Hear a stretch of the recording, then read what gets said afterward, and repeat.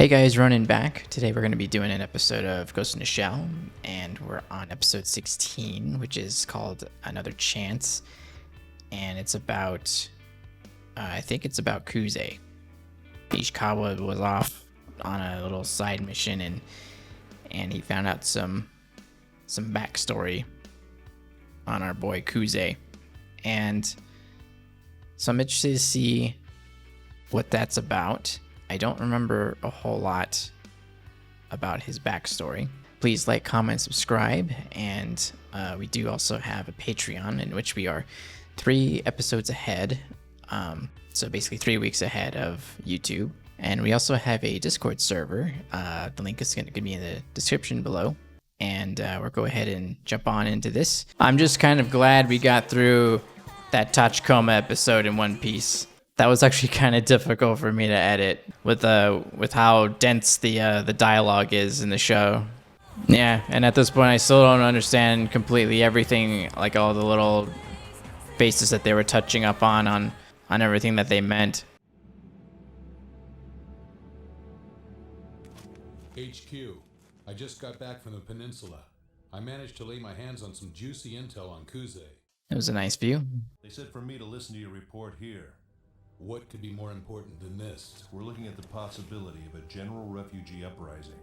That's bad news. Yeah, that's right. We got Goda trying to wound people up and try to instigate some violence. My Coast Guard patrols have encountered a number of suspicious vehicles this month alone. Of those, they prevented 2 ships and 16 boats from docking at Dejima. Probably thinking that they're smuggling weapons and things like that, I would imagine. As for that group of Individual 11 who killed themselves, in spite of the fact that most individuals laud the group's actions, those same admirers also say the radical finale went above and beyond what they themselves would ever do. Yeah, those Individual 11 members are probably going to be the most radical out of all of them for sure. But then again, they were all kind of infected by a virus, so it's kind of understandable. To my knowledge, with the situation having reached this point, authority over the refugee issue has been given to my people. Impudence! Need I remind you of security treaty disputes last century? I feel bad for her to have to listen to all this stuff. Let's adjourn for the moment and take a break.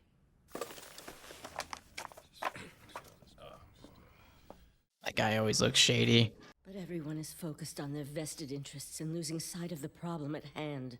The refugee issue demands cooperation from all of them, but When those at the top of an organization start to use their affiliations as a tool to further their own agendas, the institution then dies a slow death. I do feel badly about giving the Coast Guard the short end of the stick. Well, don't lose sleep over it. There's no guarantee that my own section won't be visited by the same misfortune. They're starting to get along a little more. Tell me, madam, do you know what a hub cyberbrain is? Please explain. Originally, the concept of a hub or core didn't exist in the network. But lately, we've been witnessing a phenomenon where a host causes isolated consciousnesses on the net to move in a single direction. Someone has emerged among the refugees with the ability to win them over and get them to stay in his cyberbrain. But I don't think that any one cyberbrain is capable of influencing the consciousness of 3 million people simultaneously. It's probably a really efficient way to spread your message and to kind of keep everybody on the same page, be able to make movements as a unit. That's actually kind of a really efficient way maybe to round everybody up and have everybody fight for the same cause, or just have the same view, I guess. As I'm sure you know, our country has the world's only radiation scrubber technology, and the American Empire has relied on nuclear deterrent in the past.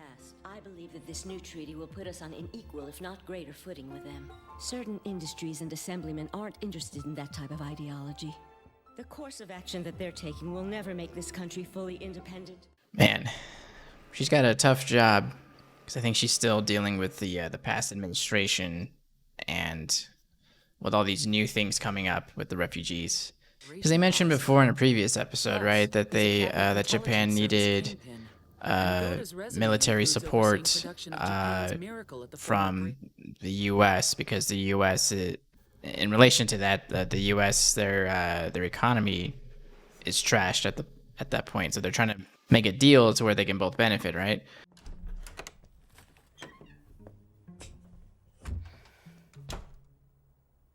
Everyone's growing tired of waiting for you, Prime Minister.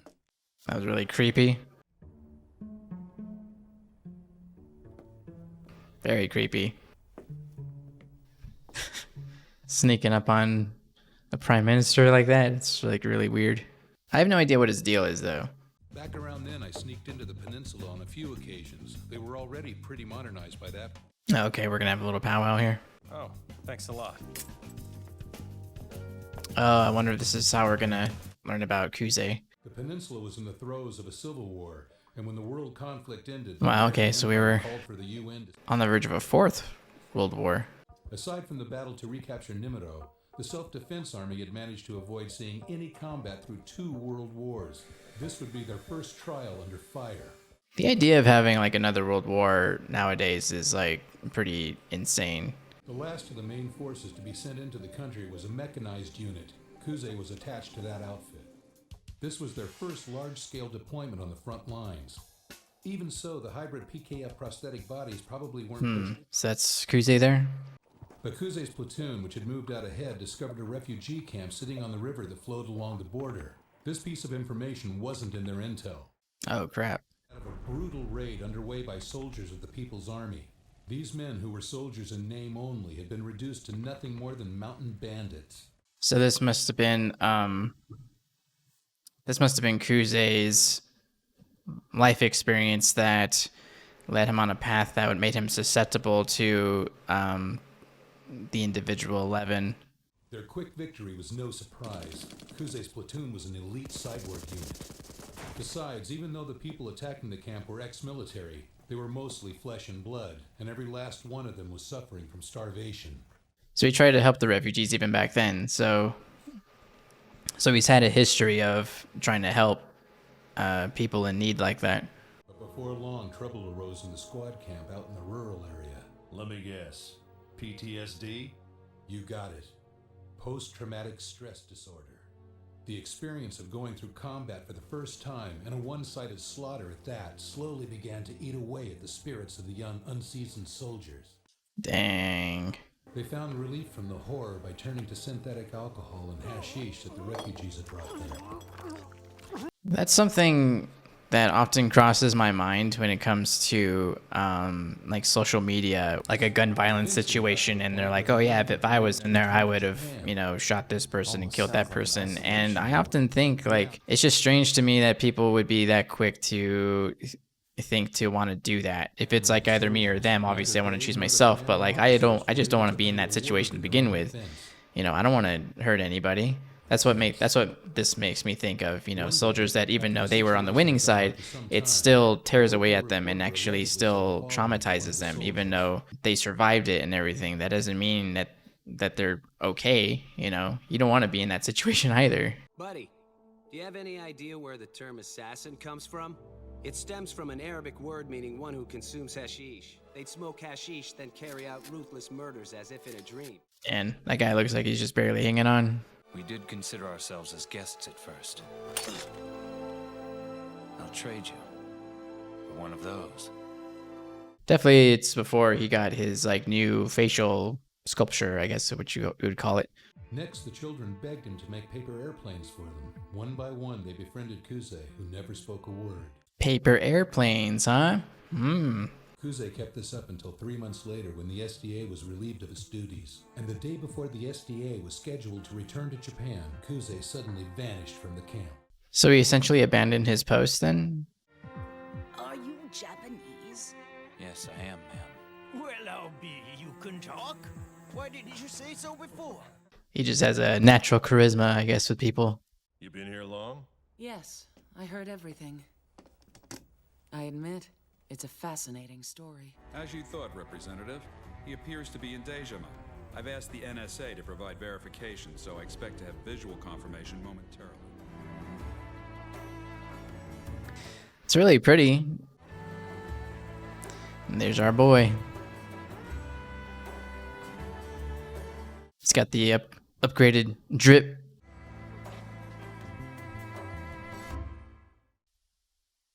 That's it? Fuck. Man, that seems short. I feel like I didn't really get to like say a whole lot.